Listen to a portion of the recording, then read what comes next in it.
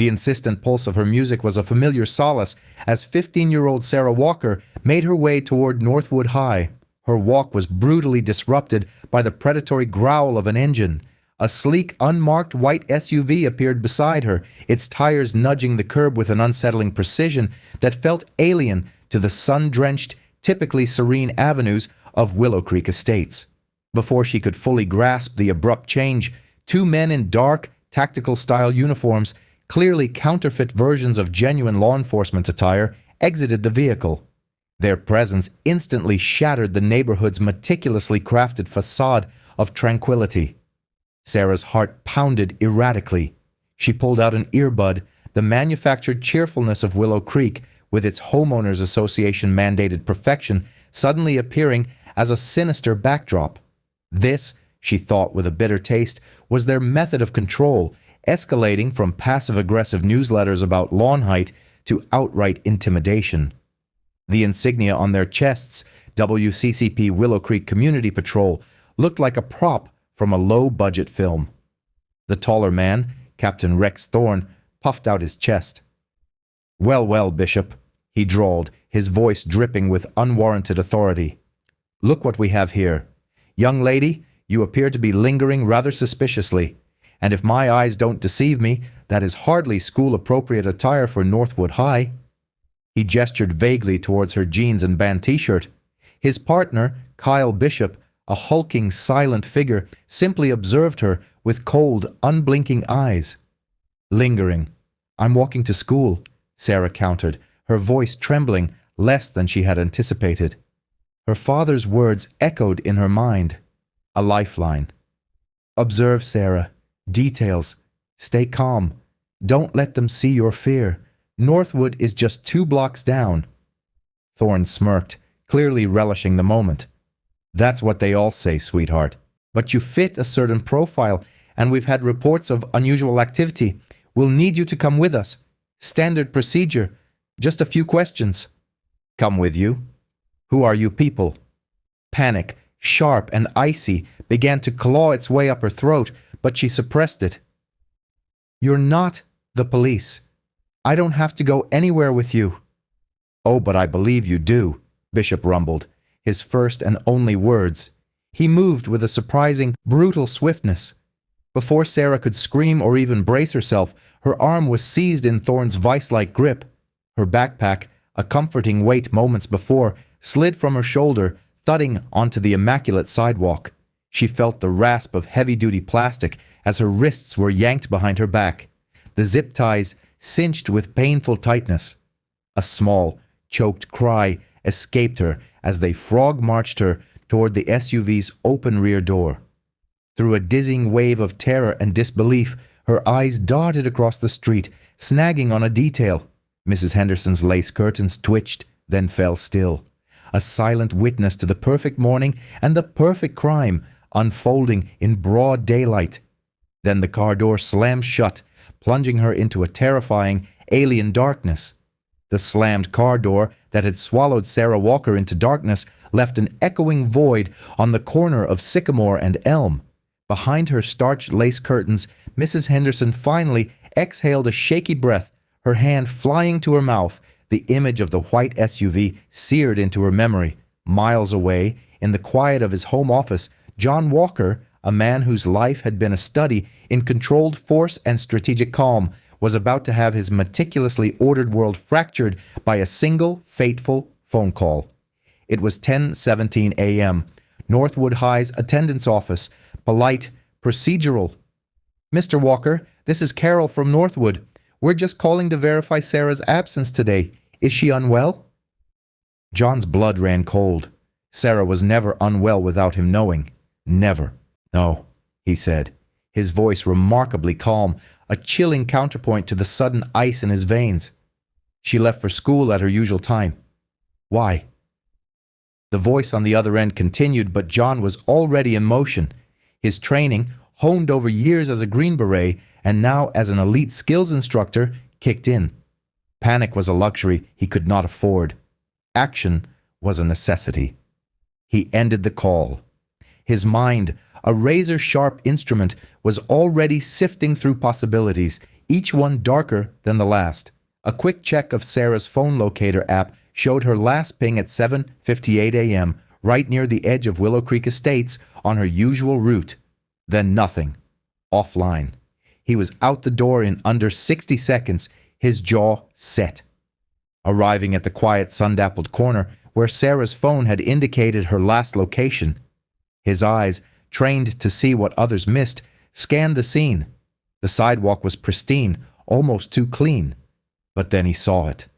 Sarah's navy blue backpack lying carelessly near the curb, its contents slightly spilled as if dropped in a struggle. A wave of cold fury washed over him. Quickly compartmentalized, he knelt, examining the faint, almost invisible impressions on the soft grass verge beside the curb. Wide tire tracks, heavier than a standard sedan. They'd parked right here. 2 WCHA maintenance workers, trimming hedges a little way down the street, glanced nervously as John approached them. They were regular staff, not Thorne's patrol. "Morning," John said, his voice even, almost gentle, yet with an undercurrent that made both men cease their work. "I'm looking for my daughter. She walks this way to school. Did you see a 15-year-old girl? Brown hair, navy backpack, perhaps talking to anyone in a white SUV this morning?" The men exchanged uneasy glances. "I can't say we saw a girl, mister," one mumbled, avoiding eye contact. "But there is that white SUV. Belongs to the WCCP, the community patrol guys. Captain Thorne, he drives it mostly." "WCCP?" John pressed, his gaze unwavering. "What kind of patrol?" "Sort of security for the HOA," the other man offered, fidgeting with his shears. "They, keep an eye on things. Thorne's real serious about the rules." He lowered his voice. "Acts like he's a real cop, if you ask me. Gives some of us the creeps." John nodded slowly, absorbing the information. Amateur, overzealous, and now, almost certainly, abductors. "Thanks," he said, the single word carrying a weight that made them step back. Walking back to his car, Sarah's backpack clutched in his hand, the pieces began to slot into place. This wasn't a random act. This was an abuse of fabricated power. Inside his vehicle, he pulled out his phone, scrolling to a secure contact. "Mark, it's John Walker," he said when the call connected, his voice low and urgent. "I've got a priority 1 situation. My daughter Sarah, she's been taken. Possible abduction by a pseudo-cop outfit here in Willow Creek. Calls themselves the WCCP, run by a guy named Thorne. I need everything you can find on them. Fast and discreet. This is off the books until we know what we're dealing with." He listened for a moment. "Understood.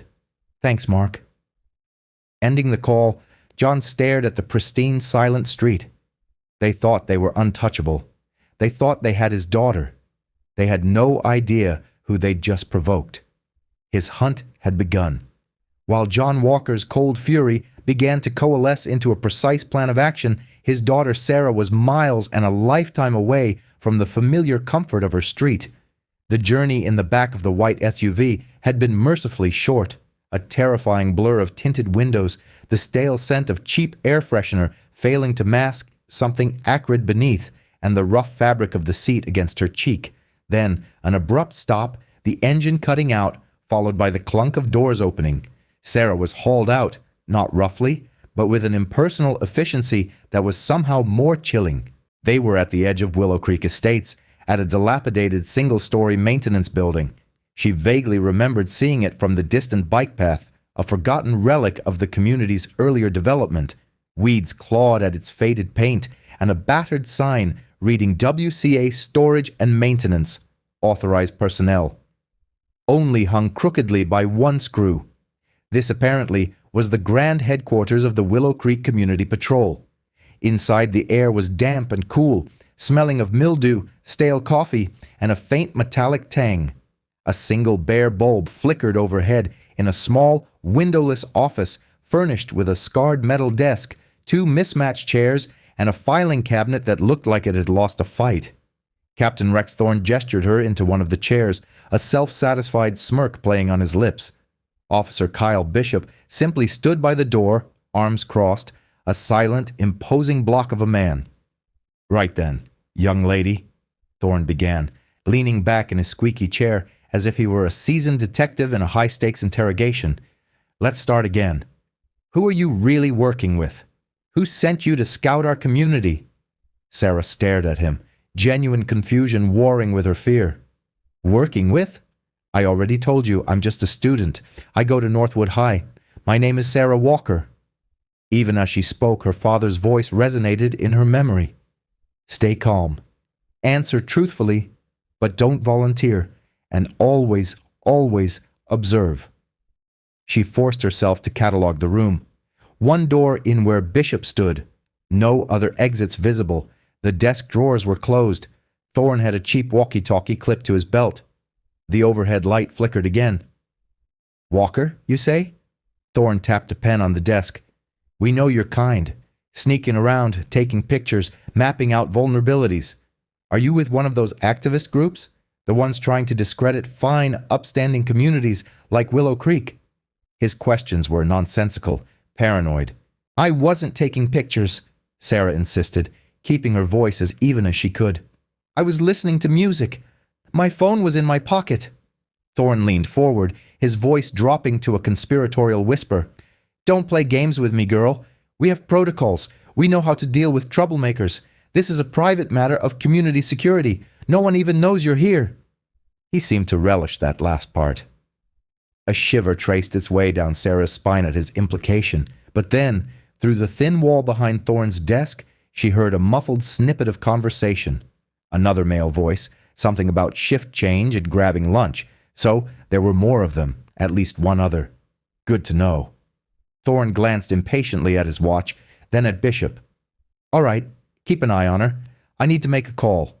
See how the supervisor wants to proceed with this one. We can't keep her in this glorified closet all day. If she's not more cooperative by afternoon, we'll have to arrange alternative processing. Alternative processing. The words hung in the stale air, heavy with unspoken threat. Sarah's stomach clenched, but as Thorne stepped out of the room, his cheap walkie-talkie crackling, a tiny spark of her father's resolve ignited within her. They were amateurs, dangerous ones, playing at a game they didn't understand, and in their arrogance they might just make a mistake. She just had to be ready to see it. Her gaze swept the room again, methodically, imprinting every detail. Her fear was a cold, hard knot, but her mind was clear. She would watch, she would listen, she would survive. As Sarah Walker fought to master her fear within the WCCP's makeshift prison, cataloging every detail, John was already processing the first pieces of actionable intelligence from Mark Olson. The information painted a grimly predictable picture. The white SUV was indeed registered to the Willow Creek Homeowners Association, a clear overstep of their remit. Captain Rex Thorne, the self-styled leader of the community patrol, was a former mall security guard, dismissed for overzealous enforcement and a string of minor harassment complaints. The WCCP itself had no official standing, no legal authority whatsoever. They were, as John had suspected, a gang of vigilantes with HOA funding and a dangerous god complex led by a man playing out a power fantasy. This confirmation, however grim, solidified John's focus. Knowing what he was dealing with was one thing. Knowing where was the next crucial step. The maintenance building Sarah had been taken to was isolated, a forgotten corner of Willow Creek's sprawling property, the perfect den for Thorne's pseudo-cops.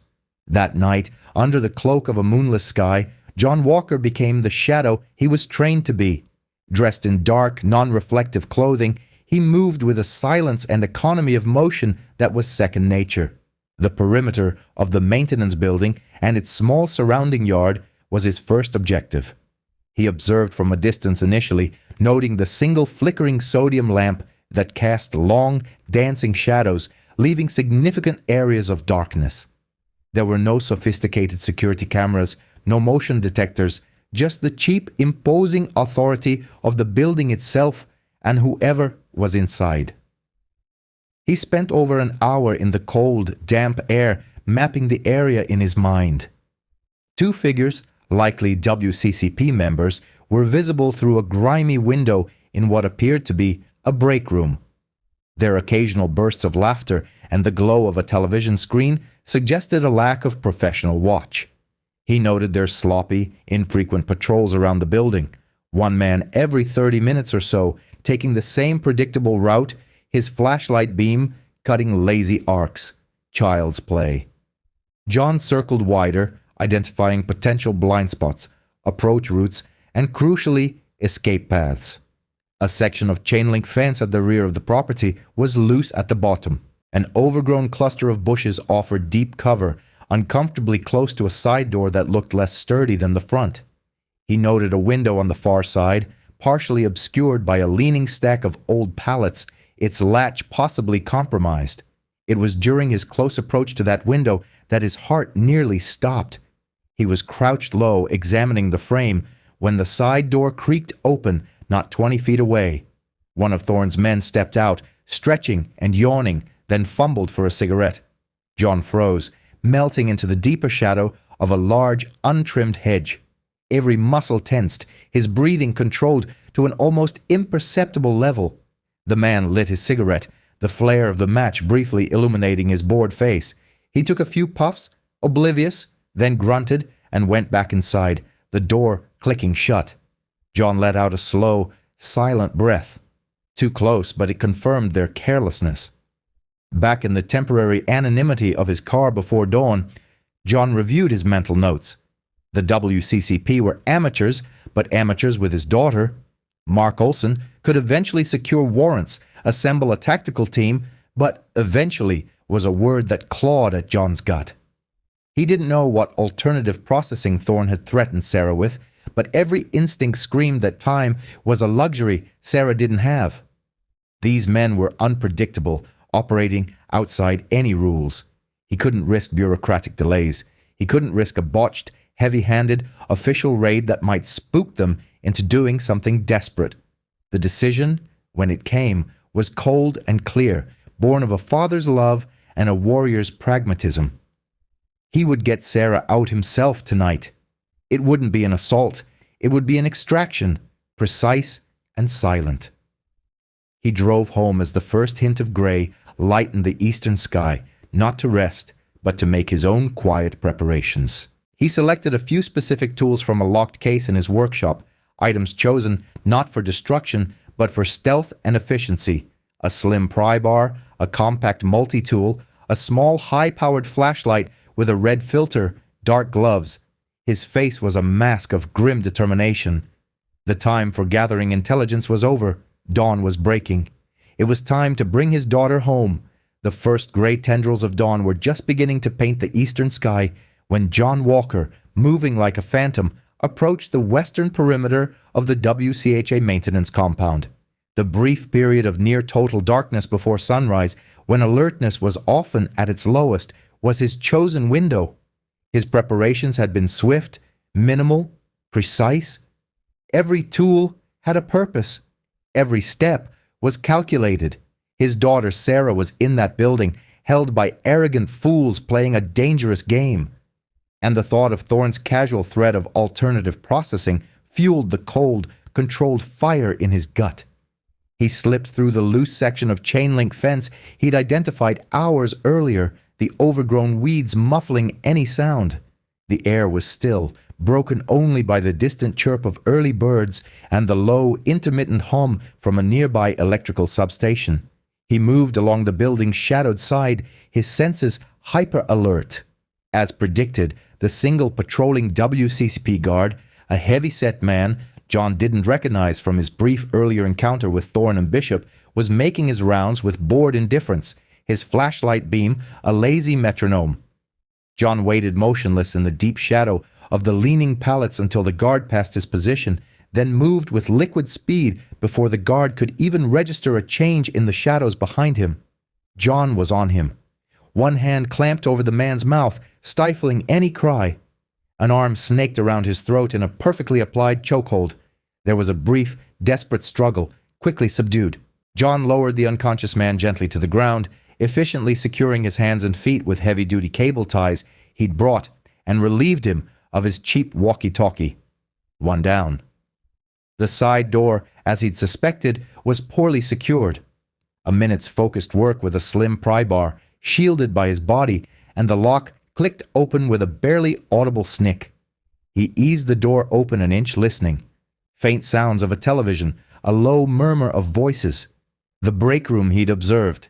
He bypassed it, his objective clear. Sarah had been in what Thorne called his office. He moved through a short, dimly lit corridor, his rubber-soled boots making no sound on the grimy linoleum. He paused at a door marked Office.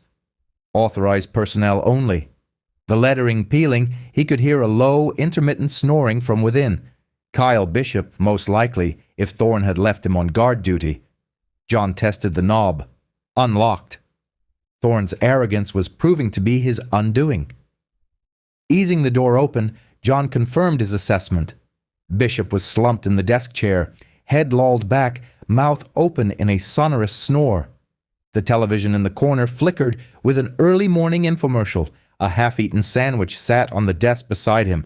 John moved with the same swift precision as before. Bishop never even woke up. He was incapacitated and secured before his next snore could fully form. 2 down. And then he saw her. Sarah was in the far corner, curled on the floor, awake, her eyes wide in the dim light filtering from the corridor. Relief, fierce and overwhelming, washed through John, but he kept it locked down. He put a finger to his lips, then moved to her side. "Dad," she mouthed, tears welling. He quickly and expertly cut the zip ties on her wrists, his touch gentle. "Are you hurt?" he whispered, his voice barely a breath. She shook her head, rubbing her raw wrists. "Not just scared. Thorne, he was in here earlier. He went to a back room through there." She gestured to another door at the rear of the office. "He said something about processing me this afternoon." John's jaw tightened. Not anymore. He helped her to her feet. "Stay behind me, no matter what." The door to the back room was slightly ajar. John could hear Thorne's voice, low and irritated, apparently on a phone call. "Don't care what the HOA guidelines say. This girl is a troublemaker. Yeah, by noon, we'll have her officially transferred. No paper trail on our end." John pushed the door open fully. Rex Thorne, propped against a utilitarian metal desk, a phone clamped to his ear, glanced up. His expression morphed through disbelief, then confusion, culminating in a dawning dread as he registered John, a silhouette of silent, deadly resolve, dominating the entryway. A pale echo of Sarah stood behind him. "Who in the blazes are you?" Thorne choked out, the phone clattering from his grasp. He scrabbled for the radio clip to his belt. "My identity is irrelevant," John responded, his voice a deep rumble. He covered the short distance across the room in 2 swift movements, his hand lashing out to deflect Thorne's fumbling attempt at the radio, then wrenching it free with practiced efficiency. Thorne yelped, a sound of acute pain and alarm. As the radio skittered across the floor, John stated, his gaze like shards of ice, "You took my daughter. That was a profoundly ill-advised decision." Thorne, his face drained of color, managed a flicker of his former arrogance. "This is an official WCCP installation. You're in violation. I'll have you apprehended." John's lips almost curled into a smile. He retrieved a pair of zip ties from Thorne's desk, identical to those that had secured Sarah. "I don't think so." In mere seconds, Captain Rex Thorne, self-appointed guardian of Willow Creek, found himself securely immobilized. His bluster evaporated, replaced by a trembling terror. John regarded him with cold disdain. "It's finished, Thorne." He turned to Sarah, his features softening instantly. "Let's head home." He guided her back the way he had entered, past Thorne's subdued, incapacitated officers and into the crisp, cool air of the approaching dawn.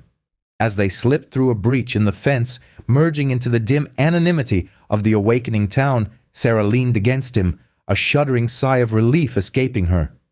John held her close for a moment, the father momentarily eclipsing the soldier.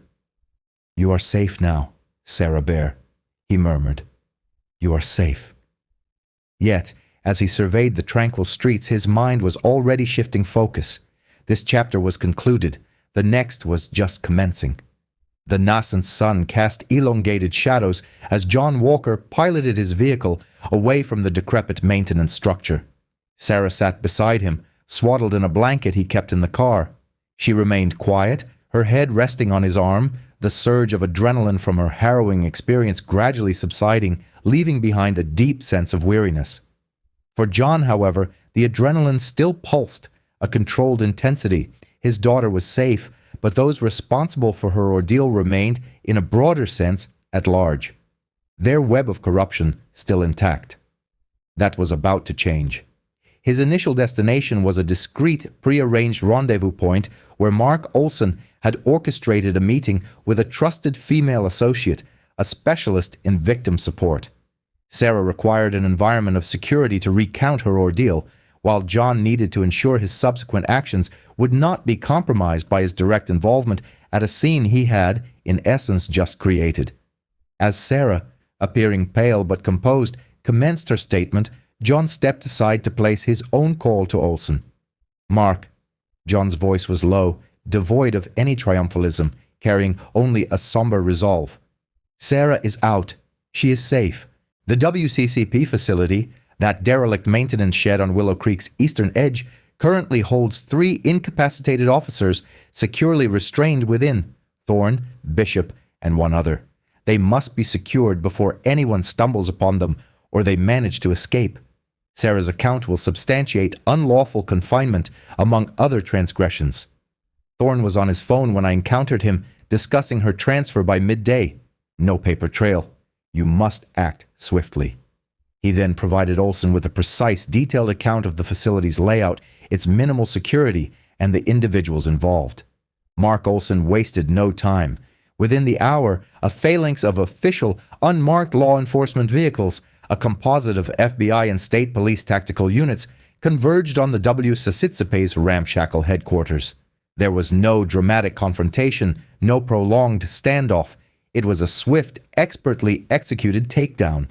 Officers brandishing federal warrants breached the premises, discovering the 3 WCCP operatives precisely as John had described, bound and seething, their pathetic pretense of authority utterly demolished.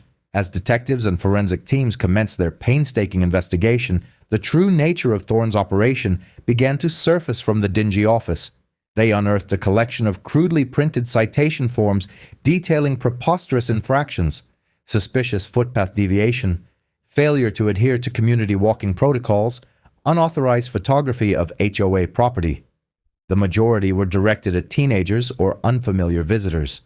A locked filing cabinet, easily breached, yielded dossiers on several Willow Creek residents containing handwritten notes of surveillance and minor transgressions. Within Thorne's desk, they uncovered a binder labeled WCCP Operational Protocols. This document, replete with self-important jargon and illegally assumed authorities, was shockingly authorized by what appeared to be minutes from a Willow Creek HOA board meeting. Financial records on a nondescript laptop revealed payments from WCHA funds, disguised as community safety enhancements, directly funneled to a shell corporation named Aegis Community Solutions. This was a company Olson's initial inquiry had flagged for its connections to Rex Thorne himself. They even found a box containing counterfeit WCCP patches and a few inexpensive imitation security badges, one ostentatiously marked Chief Thorne. By late morning, Mark Olson contacted John. "We have them, John, and the location is an absolute treasure trove of prosecutable absurdity. Your daughter is an exceptionally brave young woman. Her statement is unimpeachable, but it gets even more remarkable, or perhaps more disturbing, depending on your perspective. The paper trail originating from Thorne's office doesn't cease with him. It ascends directly up the hierarchy, implicating members of the Willow Creek HOA board. This wasn't merely a small group of rogue individuals. This was officially sanctioned." John listened, a grim satisfaction settling over him. The immediate peril to Sarah had passed. Now, the pervasive, more insidious decay within Willow Creek Estates was poised to be exposed to the stark illumination of genuine justice. Mark Olson's grim assessment that the rabbit hole plunged deep into Willow Creek Estates proved an understatement. The evidence meticulously gathered from Rex Thorne's makeshift office, combined with Sarah Walker's unshakable testimony, unraveled the WCHA's rotten core with alarming speed. Federal and state investigators, armed with a barrage of warrants, descended upon the residences of select HOA board members and the almost spectral office of Aegis Community Solutions. Arrest followed swiftly. Thorne, Bishop, and their meager contingent of WCCP patrolmen were the initial recipients of charges, facing a litany of felonies, including unlawful detention, impersonating law enforcement, and conspiracy. But the force of justice did not halt there. Within weeks, several prominent members of the Willow Creek Homeowners Association Board, including its overbearing president, found themselves in handcuffs, indicted for misuse of community funds, conspiracy to perpetrate unlawful acts, and reckless endangerment for sanctioning and bankrolling Thorne's illicit militia. The local news outlets experienced a feeding frenzy, plastering the once pristine image of Willow Creek Estates across screens with headlines screaming of corruption and vigilantism. The initial shock among residents rapidly transformed into widespread indignation.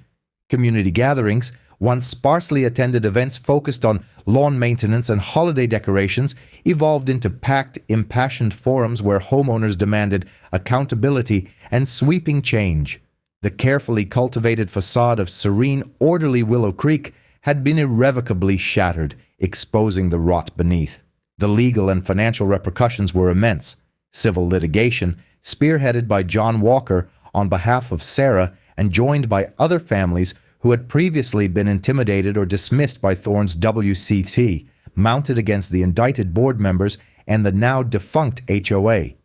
Confronted with overwhelming legal pressure and public condemnation, the Willow Creek Homeowners Association was formally dissolved by court order. In its stead, a new, resident-led interim council was established. Their inaugural act was a commitment to complete transparency and a pledge to rebuild trust. They collaborated closely with city officials and legitimate local law enforcement to formulate a new community charter, one that championed genuine safety through cooperation rather than control through intimidation. The name Willow Creek Estates, now irrevocably tainted by scandal, was overwhelmingly voted by residents to be retired. They selected Hollow Commons, a tribute to the area's natural topography and a symbol of a fresh, more open beginning. The dominion of the Shadow Patrol was decisively at an end. The community was, at last, reclaiming its voice and its peace. The headlines would eventually recede, but the transformations within Hollow Commons were designed to be profound and enduring. As autumn leaves began to adorn the streets of the newly christened Hollow Commons with hues of gold and crimson, a different kind of quiet settled over the Walker household. Not the oppressive stillness of fear that had briefly encompassed their lives, but the comforting quietude of healing and renewed fortitude. The sensational headlines had faded. The legal entanglements had concluded, and the architects of the WCTP's reign of terror were confronting the repercussions of their actions. Sarah, though now more discerning of her surroundings, had rediscovered her footing. The lingering shadows of her ordeal remained, but they no longer dictated her path. She walked to Northwood High with a newfound quiet self-assurance. Her resilience stood as a testament to her spirit and the steadfast support of her father. One evening, seated with John on their porch swing, observing the fireflies commence their nightly spectacle, she finally inquired, "Dad, why do people like Thorne behave in such a manner? Attempting to subjugate everyone." John placed an arm around her, his gaze reflective. "Sometimes, Sarah, individuals mistake power for strength. They overlook that true strength resides in safeguarding others, not in dominating them. They construct their petty kingdoms upon fear because they themselves are fearful." He paused, then added, "But they also fail to remember that there are always individuals willing to stand against them. People like you, who remain strong and observant." Sarah rested her head on his shoulder. "You stood up to them, Dad." A rare, gentle smile graced John's lips. "Always for you, Sarah Bear." Within Hollow Commons, hushed accounts of John Walker's quiet, decisive intervention circulated with a blend of awe and profound respect. No one spoke of it openly, but the legend of the unassuming father who had single-handedly dismantled a corrupt local power structure to rescue his daughter became a silent, indelible thread in the community's redefined identity. He sought no accolades, content with the knowledge that his daughter was secure and that a semblance of true justice had been restored. The system that had permitted such an egregious abuse of authority had been dismantled, and in its place, something superior, more accountable, was beginning to flourish. For John Walker, that constituted victory enough. The lingering echoes of that dreadful Tuesday morning would persist, but so too would the enduring lesson that courage, family, and an unwavering dedication to righteousness could indeed topple any fabricated empire. Hey,